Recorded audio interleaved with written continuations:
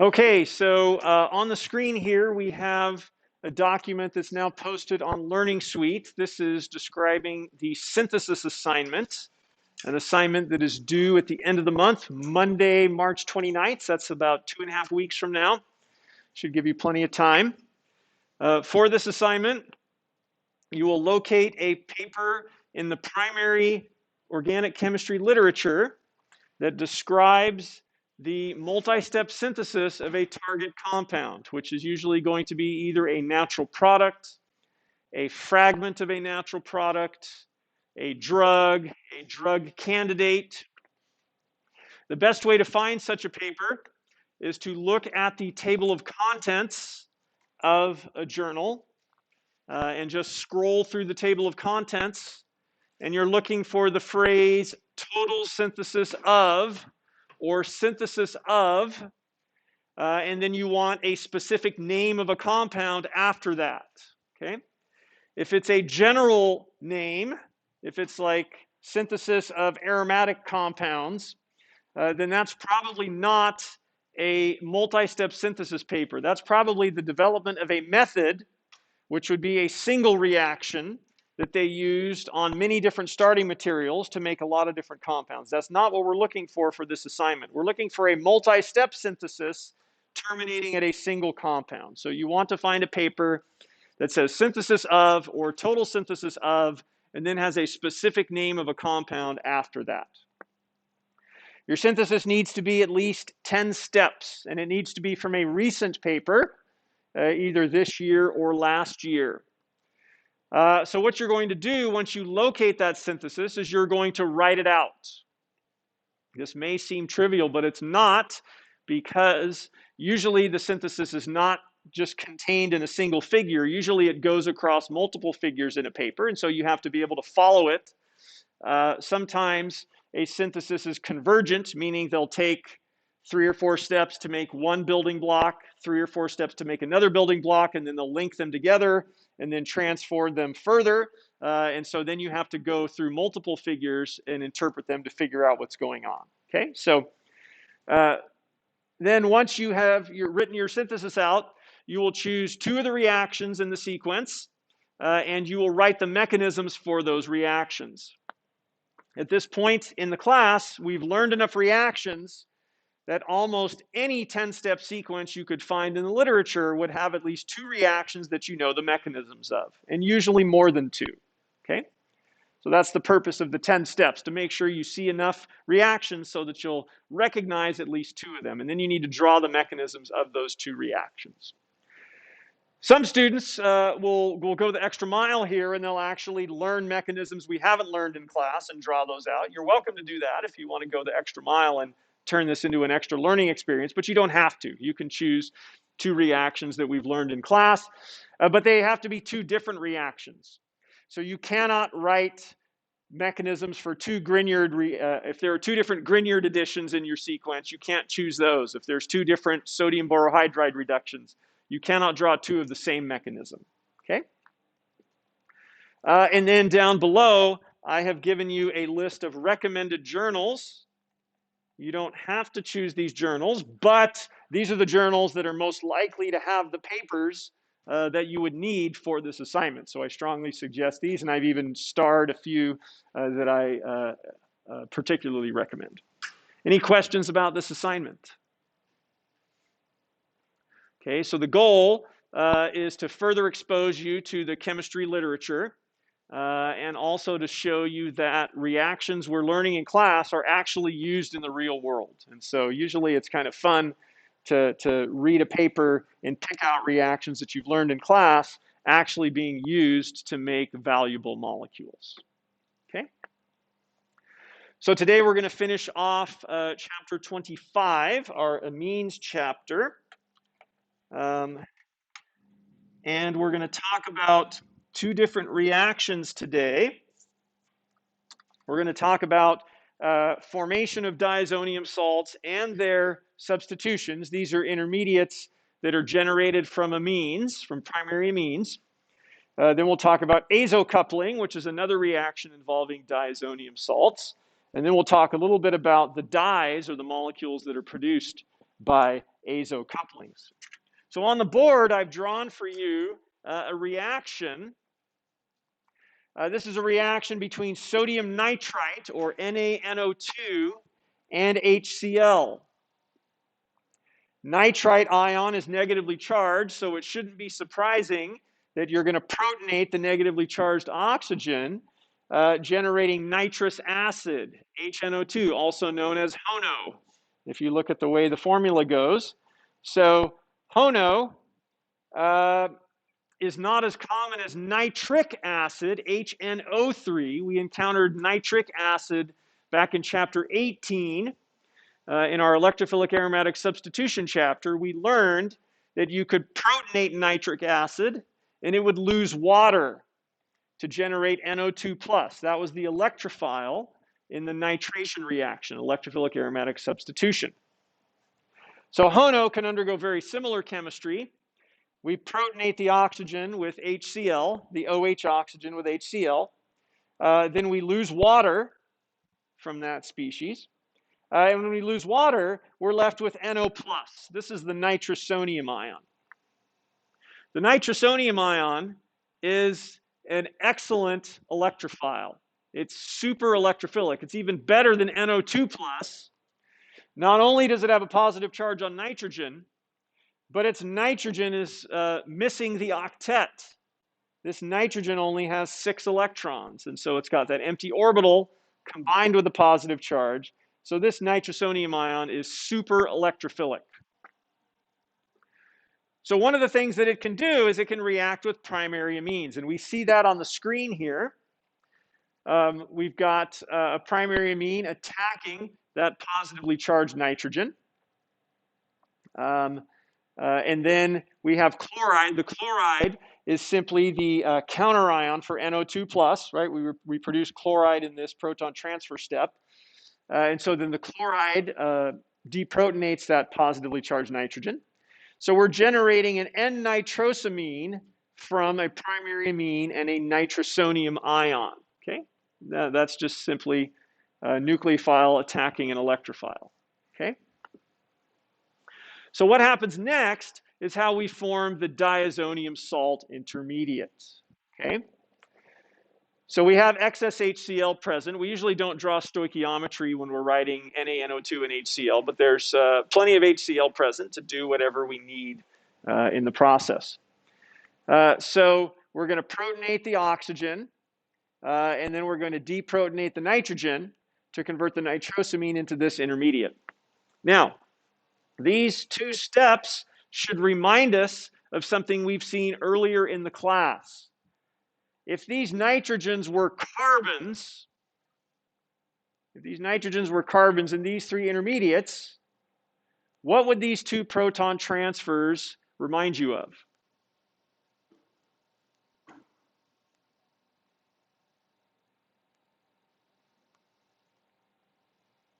If these nitrogens, down here, if these nitrogens were carbons, and we have an oxygen bonded to a doubly bonded carbon, what do we call that?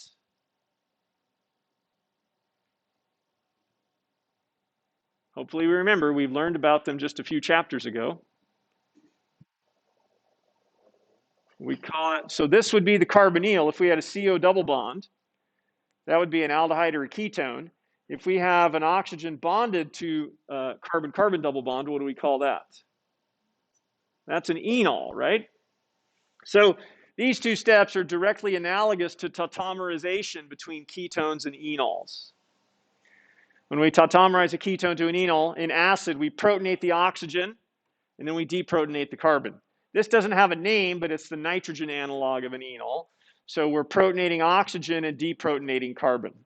So even though this molecule looks kind of funny with this nitrogen-nitrogen bonds, if you just think about it in analogy to the comparable carbon-based compounds, you can see this analogy in tautomerization. So this is a tautomerization process, protonate oxygen, deprotonate nitrogen to get to this point, okay? Now, once we get to this point where we have this OH on the nitrogen, we now perform a familiar step, which is we protonate the OH and lose water.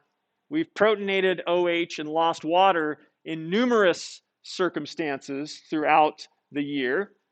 And so this is just one other example of that. We still have plenty of HCl present. So protonate oxygen, lose water with the assistance of this lone pair, and that generates our diazonium salt. So the synthesis of a diazonium salt has three parts to it. The first part is what I drew on the board, the formation of NO+. The second part is generation of the nitrosamine, nucleophilic attack followed by deprotonation. And then the third part is this tautomerization followed by loss of water. Okay? So that's a fairly lengthy mechanism, but if you break it up into the three components, it's not so daunting. Now, why do we make diazonium salts? Well, the diazonium group is the world's best leaving group. And that is not an exaggeration. When this leaves, what do we get? What does it leave as? When you have N2+, bonded to a carbon, and that leaves, what is the leaving group? It's nitrogen. It's N2 gas. Very, very stable molecule. Not basic by any stretch of the imagination. Remember, the weaker the base, the better the leaving group. I don't know of any acids that protonate N2 gas. So this is an outstanding leaving group, the best leaving group I am aware of. So diazonium salts will undergo substitution reactions, but only aryl diazonium salts, because alkyl diazonium salts are not stable enough to undergo these substitution reactions. Alkyl diazonium salts will simply decompose. So this R in this mechanism here needs to be a benzene ring in order to generate a species that is still going to be very reactive, but stable enough to actually hang around long enough to undergo the reaction that we are interested in. So generally what will happen with a diazonium salt, it will look like this. It's usually a chloride salt because we typically use HCl as the acid for generating the diazonium salt. And then we're going to react that with various reagents. The book, I think, uses Z as an abbreviation for that. And Z is going to substitute. And we're going to get N2 gas. That's going to be our leaving group, the world's best leaving group. And then you're going to have chloride. That's usually going to form a counterion. This is typically some sort of a salt itself. And so your chloride just usually forms a salt with the cation there. So let's look at a figure that's going to show us some of those possible substitution reactions of aryl diazonium ions. And this is important because we are limited in the types of substitution reactions that can occur on benzene rings. There are no SN2 reactions. There are no SN1 reactions. We have electrophilic aromatic substitution that we've learned about. There's also a less common class called nucleophilic aromatic substitution that we skipped over. But anyway, those processes are limited. And so having a third way of performing substitutions on benzene rings gives us more capabilities of constructing more substituted benzenes. So for these reactions, we are only going to learn the reagents and the products that they produce. We are not going to learn the mechanisms. The mechanisms of these reactions are complicated. They are a subject of debate amongst organic chemists. In some cases, there's evidence for cationic intermediates. In other cases, there's evidence for radical intermediates. In some cases, you might have both radical and cationic pathways proceeding in parallel to each other. So because of all that complexity, we're just going to skip discussion of the mechanisms. And this is one of those subjects we're just going to have to memorize the reagents that we use and the products that they give. Okay, so we start at the top. if we react our diazonium ion with water, we're going to generate phenol. Okay? That's useful because while we can buy phenol itself, if we need to make a substituted phenol with other substituents on the benzene ring, sometimes we need to install an OH group onto a benzene ring. We cannot do that directly with electrophilic aromatic substitution, so this method is the way that we can accomplish that. Now, the next two are also very useful, an iodination and a fluorination. HBF4 is known as fluoroboric acid. Remember, when we halogenate a benzene ring using electrophilic aromatic substitution, we can only chlorinate and brominate. We cannot iodinate or fluorinate by those methods. So if we need an iodine or a fluorine on our benzene ring, we need to use one of these reactions with an aryl diazonium ion. Okay? The next ones here involving copper salts are referred to as Sandmeyer reactions. In the one with copper cyanide, you should be able to recognize why that is useful, because we learned in chapter 22 of the utility of the nitrile functional group. You can convert nitriles into almost anything. You can convert them into primary amines, you can convert them into ketones, you can convert them into aldehydes. They're just very, very useful functional groups. So being able to install a nitrile onto a benzene ring is very useful. These other reactions here with copper chloride and copper bromide, you might wonder, why would that be useful? We already have a way of chlorinating benzene rings. We already have a way of brominating benzene rings. We use iron tribromide or iron trichloride in conjunction with the chlorine or bromine. Well, sometimes when you're performing a synthesis, you need to convert a nitro group or you need to convert an amine into a bromine or a chlorine. And in fact, when I was in graduate school and we were synthesizing vancomycin, we had to do this. So we had this intermediate right here, and it had a nitro group on this benzene ring. The nitro group was there because we needed the nitro group to help us form this carbon-oxygen bond to make this ether, okay? But vancomycin itself has a chlorine at this spot, not a nitro group. So we needed to convert the nitro group into a chlorine. So we did the chemistry shown on the previous slide. First, we reduced the nitro group to the amine. We used slightly different conditions. The book is using HCl and NaNO2. We used fluoroboric acid, HBF4, and tert-butyl nitrite, but it accomplished the same thing, generating a diazonium salt at this position. And then we added our copper chloride in, and that performed the Sandmeyer reaction and put the chlorine exactly where we needed it on that benzene ring. So sometimes in synthesis, there are times when you need to convert a nitro group or an amine into a bromine or a chlorine, and that's where these two reactions here are useful. Okay, the final reaction may also seem puzzling. This is a reduction reaction. This is replacing the diazonium group with a hydrogen using either H3PO2 or ethanol. Why on earth would you do that? Why would you go to the trouble to nitrating a benzene ring, reducing the nitro to the amine, converting that to the diazonium, and then going back to what you started with?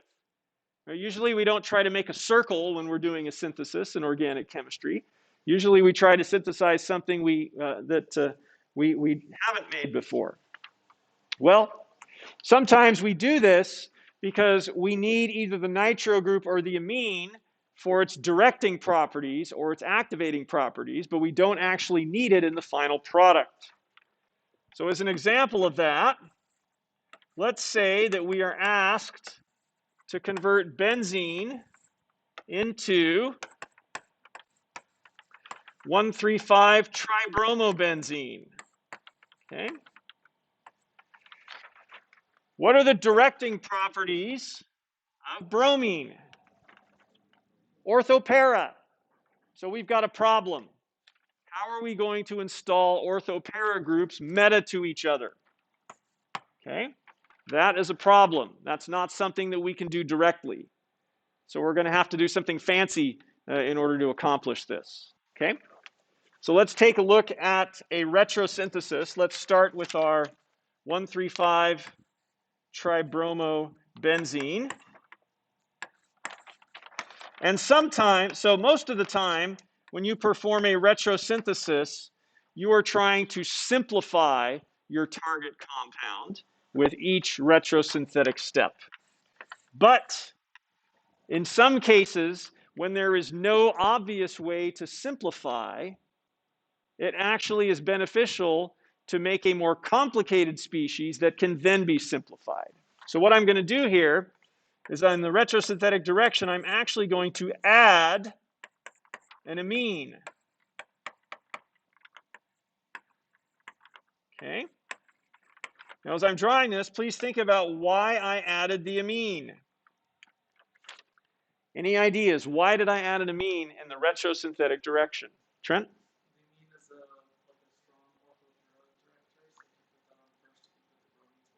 Yes, this is a strong orthopara director. And as you can see, it is now ortho and para to all of the bromines. And what did we learn happens when we try to halogenate a strongly activated benzene? Polyhalogenation happens. So this is good. In this case, we want polyhalogenation. So if we have an amine here, this is a compound we could actually make. If we go back retrosynthetically, we can now disconnect the bromines. And that gives us aniline. Okay. We can't start with aniline. We have to start with benzene. So we would go back. We can't disconnect an NH2 group, but we know that we can disconnect a nitro group. So as we're going retrosynthetically, we go back from aniline to the nitro group, and then we have benzene. Okay, so that's our retrosynthesis. You can see in the synthetic direction, we're going to have to convert that amine to a hydrogen. We're going to have to reduce that. And so that's where this reaction right here becomes useful if we need that amine for its directing or activating properties, and then we can remove it later on. So here is the synthetic sequence, the synthetic direction. Nitration, reduction of the nitro group to the amine, bromination, that's exhaustive and gives us the tribrominated compound. Now we need to get rid of the amine. It's done its job. So we convert it to the diazonium salt, and then we add H3PO2. Any questions? So in synthetic sequences involving aryl diazonium ions, you're going to have a four-step sequence. You're always going to have this four-step sequence consisting of nitration, reduction of the nitro group, conversion of the amine to a diazonium, and then one of those substitution reactions of the diazonium. You're going to have those four reactions all in the same order, okay? And then you're typically going to have a fifth reaction, which is usually going to be a different electrophilic aromatic substitution. And the position of that fifth reaction is going to depend on what directing effects you need. In this case, we needed an orthopara director, and so we performed our second electrophilic aromatic substitution after reduction of the nitro group. So we nitrated, we reduced, now we have our orthopara director, then we can do our other electrophilic aromatic substitution. But depending on the target that we want, sometimes we need a meta director instead. So here we have a different sequence, a sample problem from the book. We are asked to make metachlorophenol. What are the directing properties of an OH and a chlorine? They're orthopara directors. So once again, we have this conundrum. We have orthopara directors meta to each other. The only way we can make this compound is to derive one of those substituents from a meta director. Nitro group is a meta director. So in the synthetic direction, we say we can obtain that OH from a nitro group using diazonium chemistry. And then this nitro group is a meta director, so we can now disconnect the chlorine just by a regular electrophilic aromatic substitution. And then, of course, we can disconnect the nitro group. So here we have a 5-step sequence as well: nitration, reduction, diazonium formation, and then substitution with water, right? That's the 4 steps we're always going to have. The substitution is going to be one of those reactions. It's not always going to be the same one. And then we have our second electrophilic aromatic substitution. At this point, it is reaction number 2, because we needed to perform that reaction when we had the nitro group on the ring, because we needed the meta director. Any questions? So this aryl diazonium chemistry is providing us with a great opportunity to review electrophilic aromatic substitution, which is important. I mentioned on Monday that we do have a final exam coming up in about a month. Before you know it, it'll be here. And so it's very good for us to have opportunities to review reactions we learned earlier in the semester. Okay, here's a third example that has that electrophilic aromatic substitution in yet a different position in the sequence. Here we are asked to make para-bromobenzaldehyde from benzene. We do not have a method of installing an aldehyde directly on a benzene ring. But aldehydes are one of the functional groups that can be derived in one step from a nitrile.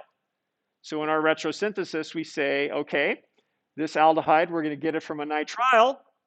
We know that we can use one of those Sandmeyer reactions. We can use copper cyanide and a diazonium salt to put that on. And then ultimately, the diazonium salt comes from the nitro group. Okay? So now we've gone back to para-bromo-nitrobenzene. The bromine is an ortho-para director. So that allows us to disconnect the nitro group and have bromobenzene as our first intermediate. So here's our synthetic sequence. This time, we needed the directing effects of the other group that we were attaching by electrophilic aromatic substitution. So we put that on first. So bromination, then uninterrupted, those 4 steps I talked about: nitration, reduction, diazonium formation, substitution. And then here we have a 6th step, we have a final step, because the product of the diazonium substitution needs to be transformed into an aldehyde. And we use Dibol to do that. Question, Ben?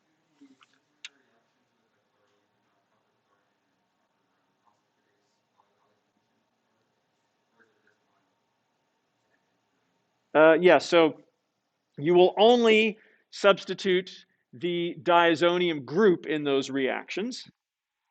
So if you only have one diazonium group on the benzene ring, which is almost always the case, then yes, you only get one chlorine or bromine on the ring. So there's no polyhalogenation in a Sandmeyer reaction. Okay, good question. All right, so again, practice these problems, become very familiar with this sequence, the 4-step sequence of diazonium synthesis and transformation, and make sure you learn those reaction conditions, because this is very, very useful in allowing us to make substituted benzenes that we would not be able to make using the chemistry we learned previously. So there's another type of reaction that aryl diazoniums will undergo, and that reaction is known as azo-coupling. It produces a type of compound known as an azo compound. And as the term coupling suggests, we're joining our diazonium species with another molecule. Okay? So here's our diazonium. We're going to react our diazonium with another aromatic compound. The book uses the letter Y here, and Y is representing a strong electron donating group. So Y either needs to be an amine, an alcohol, or an ether. It needs to be a very strong electron donating group.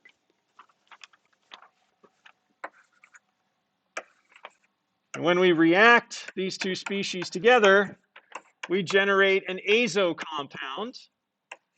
An azo compound has a nitrogen-nitrogen linkage, nitrogen-nitrogen double bond, linking two aromatics together, okay?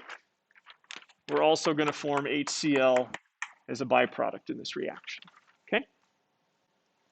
So we are going to learn the mechanism of this reaction in contrast to those substitutions of the diazoniums, because this mechanism is actually a mechanism we've learned previously.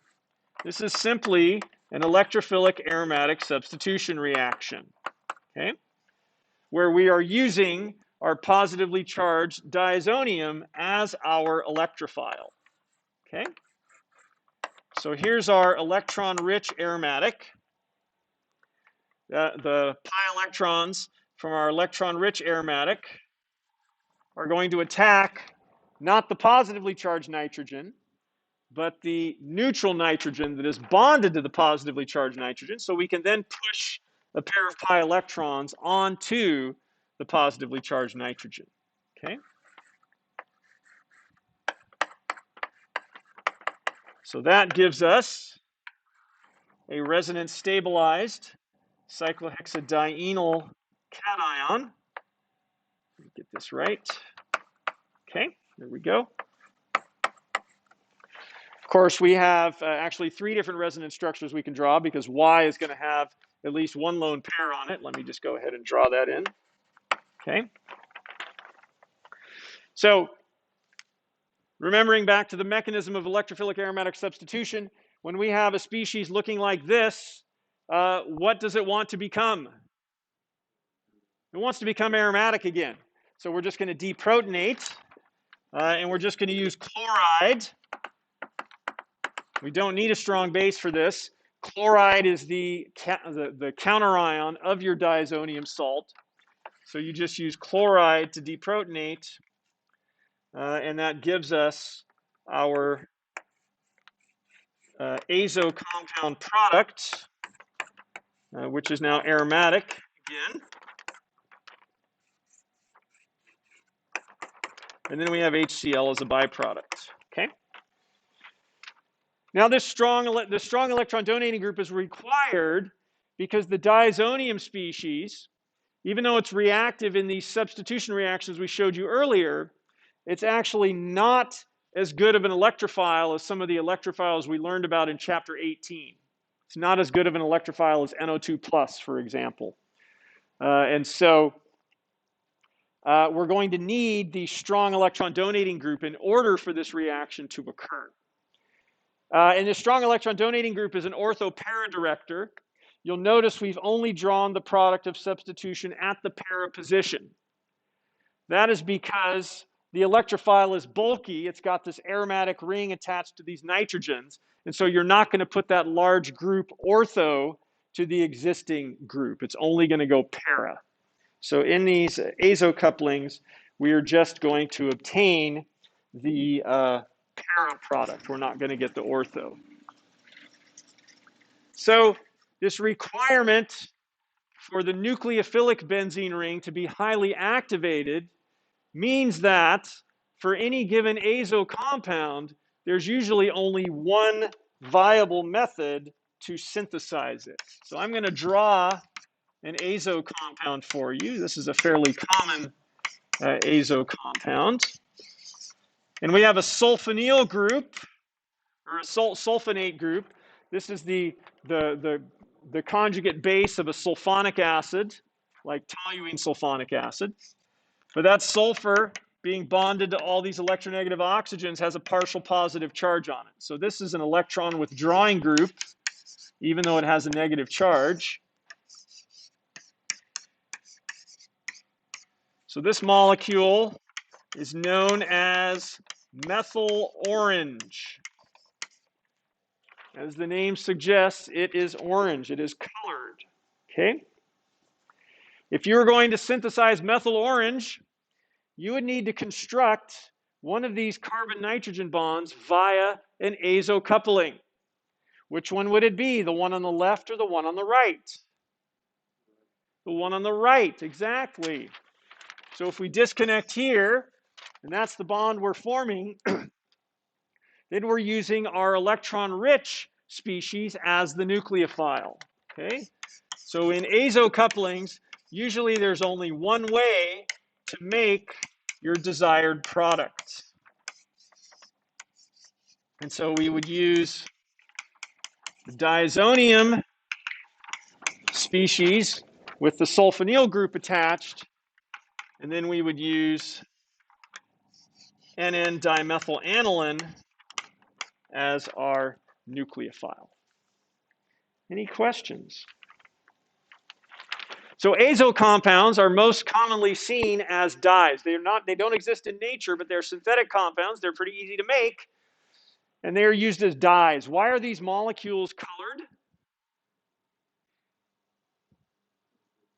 Yes.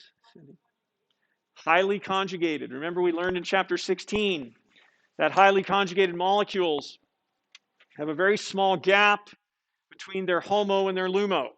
And so when visible light is shined on them, they can absorb a portion of that visible light, promoting an electron from the HOMO to the LUMO. And then the wavelengths of light that are not absorbed are the ones that are reflected. So this methyl orange is absorbing the blue-violet range, and it's reflecting the red-orange range of the spectrum. Okay? So you can look at a molecule like this and see why it would be a dye. So in fact, virtually all dyes, at least the ones I'm aware of, are highly conjugated molecules. Here are some dyes that exist in nature. Naturally occurring dyes that have been used for centuries to dye clothing, to dye fabrics. And if you're a student of history, you might know that purple is a color that is associated with royalty. Purple is associated with royalty because it was extremely scarce. Because it was scarce, it was extremely expensive. The Mediterranean sea snail produces this molecule called Tyrian purple that has this very, very dark purple color. The Mediterranean sea snail is not a superabundant organism. And so this is a very, very rare molecule.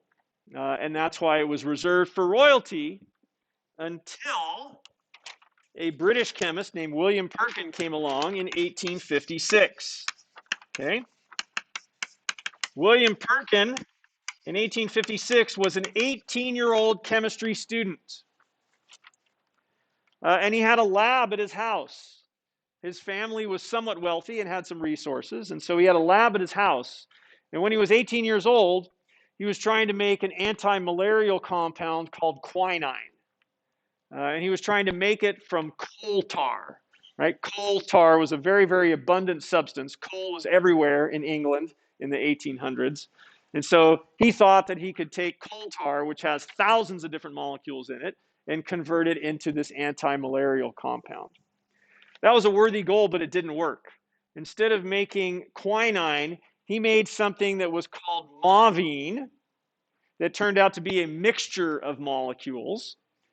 But later investigation found that these are two components of that mauveine mixture. And you can see these molecules are very highly conjugated. So you would expect them to be colored. And in a stroke of good fortune for Perkin, not only were they colored, they were purple. Okay? So he now had a very, very cheap and abundant source of purple dye. So he was smart enough to drop out of school, build a factory, and start producing mauveine and selling it to the common people in Great Britain. Okay? And he became very wealthy as a result. And like Arthur Michael that we talked about in our last chapter, who when he became wealthy, because due to marriage, he just did organic chemistry research for fun, Perkin did the same thing. Perkin retired from business in his 30s and devoted the rest of his life just to performing organic chemistry research for fun. Okay?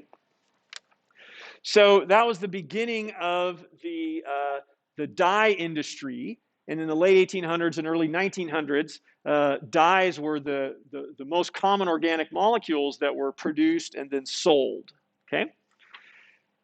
And azo compounds came along later. It was discovered that azo compounds were very colored because of their conjugation that they have. And they're pretty straightforward to synthesize, so they make very good dyes, as the names suggest, with the colors in the names. But a dye has to have two important properties. What are the two important things that a dye has to have in order to work? One is really easy. Okay, it has to be colored, and that comes from its conjugation. But what else does a dye have to be able to do in addition to being colored? Yes, Ben. It has to be stable enough, so I'm going to go for 3 because that's important, but there's a third one. Grace? What's that? Okay, by permanent, I assume you mean stick to the substance that it's dyeing? Yes, so it has to be able to adhere to whatever fabric or substance you are trying to dye. And so not only does a dye have to have conjugation, it has to have functional groups that are capable of associating with fabric molecules via non-covalent forces. Okay, so here we have a couple of examples shown on this slide. Wool and silk are protein-based materials, and many proteins have these positively charged nitrogens. They're positively charged at neutral pH. And so dyes such as methyl orange, the one I drew on the board, it has this negatively charged sulfonate group. It can use electrostatic interactions to bind to the protein-based fabrics. Cotton is a carbohydrate material. Carbohydrates are neutral, so you're not going to use electrostatic interactions to bind to carbohydrates, but because carbohydrates have all these OH groups, you're going to want to hydrogen bond to attach your dye to cotton. And of course, all of our azo dyes can do this. The lone pairs on the nitrogen can engage in hydrogen bonding. And then usually you have other functional groups at different places in the dye that are also capable of hydrogen bonding. So, important properties of dyes: they have to be colored, which usually involves conjugation, and they have to have functional groups that can engage in either electrostatic interactions or hydrogen bonding. And azo compounds are very useful because they're highly conjugated and they are relatively easy to synthesize. Interestingly enough, azo compounds also led to the world's first antibiotics. These were the predecessors of penicillin. They didn't work as well as penicillin, but they were better than what was previous, which was nothing. So, the story starts in Germany in the early 1900s. There was a physician named Paul Ehrlich. He won the 1908 Nobel Prize in Medicine. Ehrlich was studying dyes, and he learned that some dyes could stain certain tissues. So if the dye is staining the tissue, it's getting inside the tissue, getting inside the cells. And there were some dyes he found that were selective for staining some tissues but not others. So he recognized that if those dyes were also poisonous, that they would only poison the types of tissue that they could stain, and they would leave other tissues undisturbed. This was referred to as the magic bullet theory. That was what he coined it. Okay, these dyes could be magic bullets if they would only stain certain tissues and then kill those tissues. And the first dye he found that did this was called Trypan Red 1. This dye would kill trypanosomes, which are a type of parasite. It killed them in mice. Unfortunately, it didn't work in humans. So if we fast forward to the 1930s, there's another German researcher. His name is Gerhard Domach. And he's also studying dyes at a big German dye company. And in 1932, his daughter is sewing. His 6-year-old daughter is doing some sewing, and she pricks her finger, and she gets an infection. It's a streptococcal infection. And in 1932, streptococcal infections could be fatal because there were no antibiotics. The doctors wanted to amputate her arm to stop the spread of that infection. Now, Domach did not want his 6-year-old daughter's arm amputated. He also didn't want her to die. So he came up with another alternative. He'd been studying this molecule called Prontosil Red in the lab. Prontosil Red would kill streptococci in mice, but not in a petri dish. So he was a little confused. He didn't know exactly how it worked. But in a moment of desperation, he gave it to his daughter. This was before the FDA, before there were clinical trials. right? They didn't have drugs back then, so there was no government organization regulating them. He gave it to his daughter, and it worked.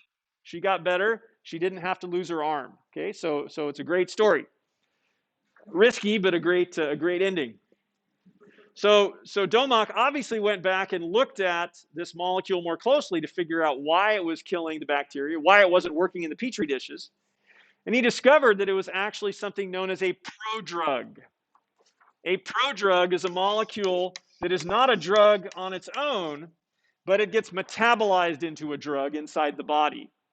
So that's why it didn't work in the petri dish. It needed to be inside the body of either a human or a mouse to get broken down. In this case, the azo group is cleaved, and you get a molecule called sulfanilamide. And sulfanilamide was actually the antibiotic. It was later learned that it kills bacteria by preventing bacteria from producing folic acid, which is an essential component for bacteria. So then later in the 1930s, there were all these drugs called sulfa drugs that were based on the structure of sulfanilamide that were developed.